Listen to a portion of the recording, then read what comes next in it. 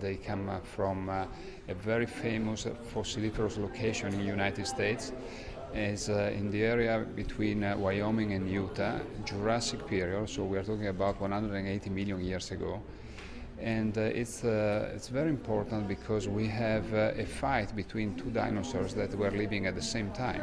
So we have the Allosaurus, that is a meat eater, so it's a carnivorous, and the Camptosaurus, that is a plant eater.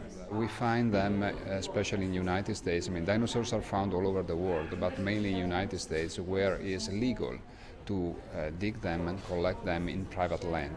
So for this reason, there are several dinosaurs on the market, and all of them, they come from the United States.